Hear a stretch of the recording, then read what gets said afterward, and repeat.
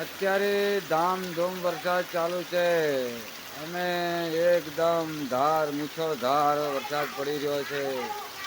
આવો વરસાદ પહેલી વાર અમે જોયો છે કે જેવા બંબા જમ પડે જમ બંબા કેવા કે જેવા નળીના બંબા અથવા ખેતરના પાઇપના બંબા પડે એવા જાડા બંબા જળ બંબાકાર થઈ ગયું. આવો વરસાદ આજમ તળાવની માફક છે પણ ઘરનું આંગણું છે, તળાવ નથી. એ મારા ભાઈઓ આજથી ચેતન થઈ જાઓ અને ચોમાસું બહુ ભારે છે અને બધીએ કોરાની સેફ્ટી રાખજો. જય હિન્દ, જય ભારત.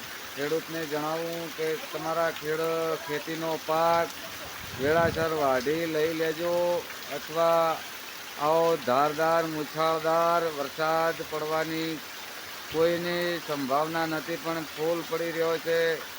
એટલે જય હિન્દ, જય ભારત. ખૂબ વરસાદ પડી રહ્યો છે એટલે તમારા આજુબાજુના ખેતરના કોઈ પણ નાળા છે, નાળી છે અથવા ગટરના કોઈ ઢાંકણા છે ચેક કરી અને આજુબાજુની કેનાલો છે સબ બધી પ્રકારના તમે સાફ સફાઈ કરી દેજો જેથી કરીને પાણીનો અટવાવ ના થાય અને પાણીના માર્ગે નીકળી જાય. તે પ્રત્યે જ જણાવવું કે નાળા નદીના નીર કોઈ સાફ સફાઈ કરી દેવી.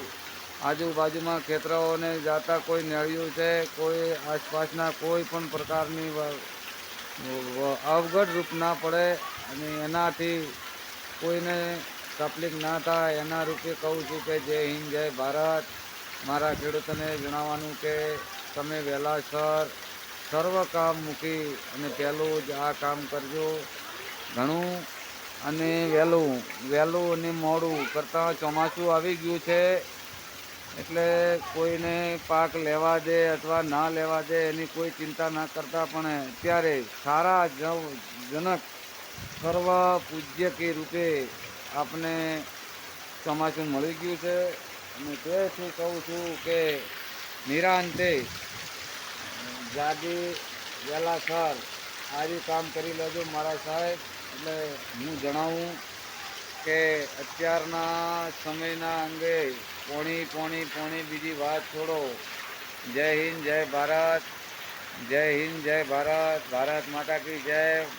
અમારા દેશના નौजवानના સૈનિકોને પણ જણાવવાનું કે સેફ્ટી કોડ રાખવો, છત રેનકોટ સબ પહેની ડ્यूटी કરજો. જય હિન્દ, જય ભારત. આપના દિવસ શુભ રહે, આપની નાઈટ શુભ રહે. જય હિન્દ, જય ભારત.